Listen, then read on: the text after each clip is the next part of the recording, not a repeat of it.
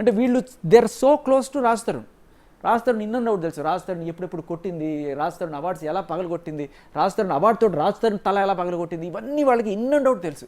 వాళ్ళు ఎక్కడైనా సరే పొరపాటున మీడియాకి వచ్చి చెప్తారేమో అని ఒక భయం ఈవిడలో ఎప్పటి నుంచో ఉంది. అయితే ఈ మధ్య ఒక ఆడియో కాల్ లీక్ అయింది, నిన్నటిది కాదు, ఒక వారం రోజుల క్రితం.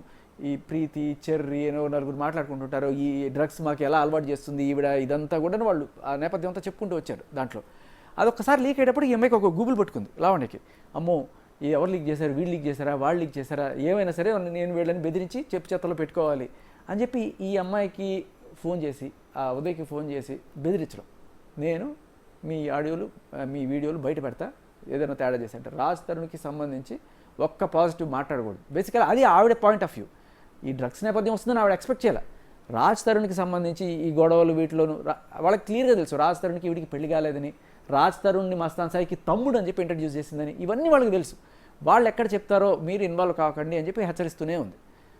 ఆ హెచ్చరిక మామూలుగా అక్కడ దాకా ఉంది. కానీ ఒకానొక రోజున నేను నా పర్సనల్ ఇన్వెస్టిగేషన్లో భాగంగా ఎవరెవరైతే ఉన్నారో వాళ్ళందరికీ మెసేజ్ చేస్తున్నా. ఆ ఆడియోలో బన్ను, శివ, ఇంకా కొంతమంది పేర్లు వినబడ్డాయి.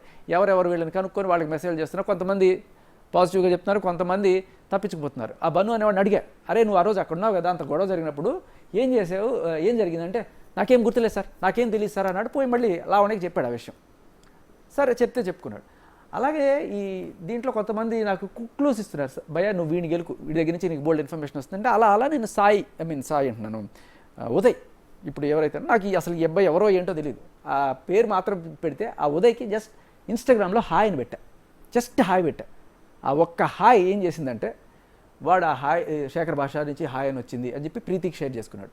ప్రీతి వెళ్ళి లావణ్యకి చెప్పింది, ఇట్లా అక్క శేఖర్ భాష హాయ్ పెట్టాడని. మీరు నిన్న ఆడియో కాల్ వినొచ్చు. ఆమె ఇంకా టెన్షన్ మొదలైంది, వీడు తీగలాగుతున్నాడు, మొత్తం ఇప్పటిదాకా బోల్డని ఎవిడెన్స్లు పట్టుకొచ్చాడు, మీరు పొరపాటున ఏమైనా చెప్పేస్తారేమో, ఏమైనా ఇచ్చేస్తారేమో అని చెప్పి ఆవిడకి మొదలైంది. ఆ కాల్లో క్లియర్ కట్గా ఆ కన్వర్జేషన్ మీరు వినొచ్చు. ఆ తర్వాత అక్కడితో అది వారం క్రితం జస్ట్ నేను హాయ్ పెట్టినప్పుడు జరిగిన డిస్కషన్. కానీ తర్వాత అప్పటి వరకు మీకు ఉదయ్ కానీ ప్రీతి కానీ బాధితురాలు కానీ మీకు తెలియదు, ఎవరు తెలియదు. నేను ఊరికి ఎవడే ఉదయ్ ఎవరో కనుక్కోమని చెప్పి జస్ట్ హాయ్ పెడితే వాళ్ళు రెస్పాండ్ వాళ్ళని అది ఆ ఉదయ్ ఈవిడికి చెప్తే ఈవిడ ఆవిడికి చెప్పి ఆవిడ ఆల్రెడీ భయంలో ఉంది, శేఖర్ భాష ఏం పట్టుకొస్తాడో ఏం తీసుకొస్తాడో అని రోజుకు రోజు కొత్తగా పట్టుకొస్తున్నాం కదా. ఆ భయానికి వాళ్ళని ఇంకా బెదిరించడం మొదలెట్టింది. ఫస్ట్ డే, సెకండ్ డే, ఇంకా ఏ స్టేజ్కి వెళ్ళిపోయిందంటే ఈవిడ బెదిరింపు ఈ ప్రీతి అనే అమ్మాయి పేరు మీద ఫేక్ అకౌంట్ ఒకటి క్రియేట్ చేసి ఆ ఫేక్ అకౌంట్ కింద ఈ వీళ్ళ ఫోన్లో ఏవైతే ఉన్నాయో ఆ ఫోటోలు అన్నీ కూడా పెట్టడం, ఆ వీడియోలు పెట్టడం, దాని కింద నీచమైన కామెంట్స్ పెట్టడం, ఇవన్నీ ఒక రోజు రాత్రిన చేసి వీళ్ళని ట్యాగ్ చేసి వీళ్ళు చూసేట్టు చేసి వాళ్ళు కంగారు పడిపోయి ఫోన్ చేస్తే నా దగ్గర లేదు, ఎవరో అమ్మాయికి ఇచ్చేసాను నీ ఫోను, ఆ అమ్మాయి పెడుతుందేమో అని ఇలాంటివి. సో మీరు కనుక పొరపాటున వస్తే అవి ఇంకా దారుణంగా వస్తాయేమో జాగ్రత్త అని చెప్పి ఇండైరెక్ట్గా బెదిరింపు చేసి డీయాక్టివేట్ చేసింది. అంటే ఒక బెదిరింపు ధమ్కి ఇచ్చింది అనమాట. వీళ్ళకి ఎన్నాళ్ళు మనకి కుక్క బతుకు, ఎన్నాళ్ళు ఈ దాస్యం అని చెప్పి వాళ్ళకి అప్పుడు రియలైజేషన్ వచ్చి ఈ చావరేవో ఇంకా ఈ వల్ల కాదు, రోజు ఈవిడికి ఊడిగోయం చేస్తూ దాస్యం చేస్తూ ఈ బ్లాక్మెయిల్ ఎన్నాళ్ళు వద్దు, బయటికి వెళ్దాం, మీడియా ముందుకు వద్దాం అనుకున్నారు. శేఖర్ భాష నిలబడ్డాడు, నమ్మకం ఉందని చెప్పి అప్పుడు శేఖర్ భాషని ఉదయ్ సంప్రదించడం జరిగింది. ఆ రకంగా ఉదయ్ వచ్చిన తర్వాత నేను వాళ్ళకి ధైర్యం చెప్పి నేను ఒక ఛానల్కి తీసుకెళ్ళి ఇప్పిద్దాం అనుకున్నాను.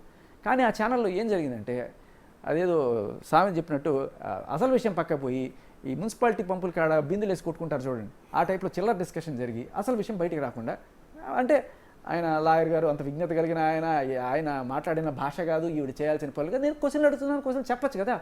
ఒక్కసారి ఉదయ్ ప్రీతి నాకు తెలుసు అని నేను ఎప్పుడైతే షోలో చెప్పానో అక్కడ ప్రకంపనలు స్టార్ట్ అయిపోయాయి.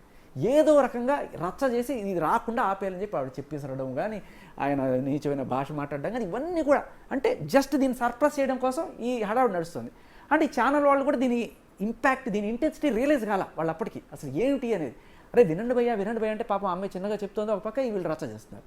సరే ఇక్కడ ఇది వ్యవహారం తేలేదు కాదు, ఈ అమ్మాయి భయపడి ఉంది, ఆ అమ్మాయి చెప్పుకోవడానికి వాయిస్ మనం కల్పించాలి ఒక ప్లాట్ఫామ్.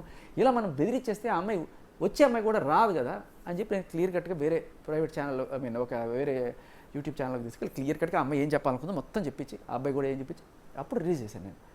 సో తర్వాత ఇది ఆ అమ్మాయికి విషయం తెలిసింది, అప్పటికి కూడా బెదిరిస్తుంది, మీరు ఇంకా ప్రూఫ్లు కానీ ఆడియో ఇప్పుడు ఏదో మాట్లాడారు బట్ ఏదైనా వీడియో ప్రూఫ్లు కానీ ఆడియో రికార్డులు కానీ మీరు ఏదైనా సరే బయట పెట్టారంటే అది చేస్తా ఇది చేస్తా అని చెప్పి ఇండైరెక్ట్ బెదిరింపులు వస్తూనే ఉన్నాయి. అయినా కూడా నేను చెప్పా అయిపోయింది ఇంకా బెదిరింపు అనేది మీరు జీవితంలో మర్చిపోండి, ఇలా జీవితకాలం ఏడుస్తూనే ఉంటారు మీరు రాకపోతే అని చెప్పి వాళ్ళకి ధైర్యం చెప్పి నార్సింగ్ పిఎస్ తీసుకెళ్ళి ఆ అమ్మాయి జరిగిందంతా చెప్పి కంప్లైంట్ ఇచ్చింది. ఇప్పుడు ఇంత చేస్తావా అని చెప్పి రాత్రికి రాత్రి ఆ అమ్మాయి దగ్గర ఉన్న ఏమీ లేవు, బేసికలీ చెప్పాలంటే ఏమీ లేవు. బట్ ఆ అమ్మాయి ఫోటో ఏదో గంజాయికి సంబంధించిన ఏవో 4-5 నిజంగా ఆ ఫోటోకి దీనికి సంబంధం కూడా లేదు. మాకు